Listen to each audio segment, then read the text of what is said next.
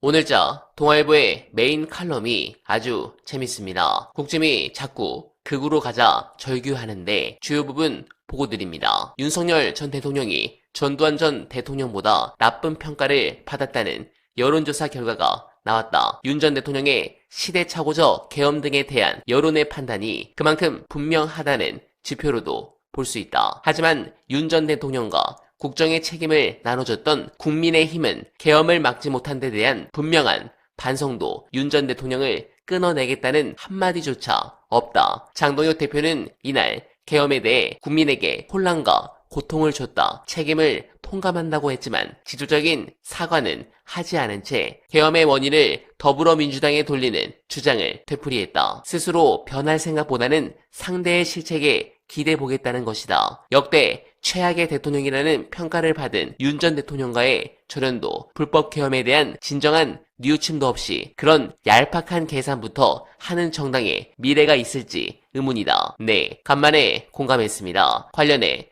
해당 부분에 대한 중요한 분석 보시고 이어가 보겠습니다. 결국 이제 대선 불복이라는 문제를 본격적으로 뭐 민주당이나 혹은 민주당 지지층에서도 이제 가져갈 필요가 있는 게 지금까지는 그래도 본격적으로 저 얘기를 꺼내지는 않았어요. 특히 국민의힘 공식적으로는 저 얘기를 가능하면 안 하는 쪽으로 방향을 잡아왔습니다. 끌어내리자 뭐 이런 식의 이야기들은 이제 뭐 집회 현장에서 나올 수가 있는 건데 공식적으로 대통령이 아니다. 대선이 당선 무효다.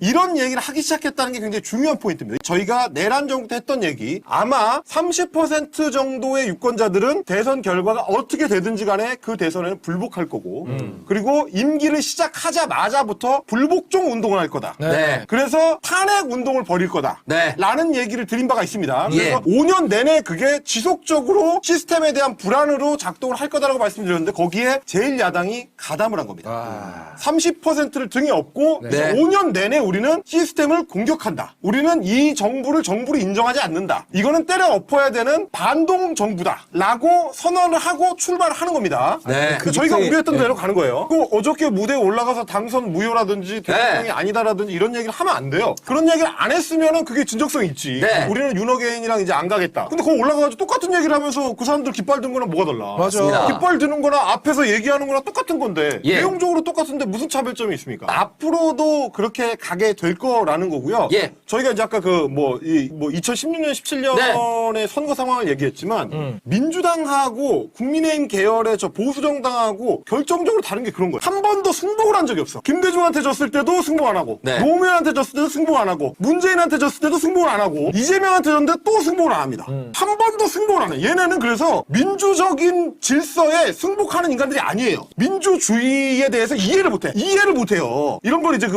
정치학 쪽에서는 선거 권위주의라고 하거든. 네. 선거를 하긴 하는데 네. 그냥 독재랑 똑같아. 네.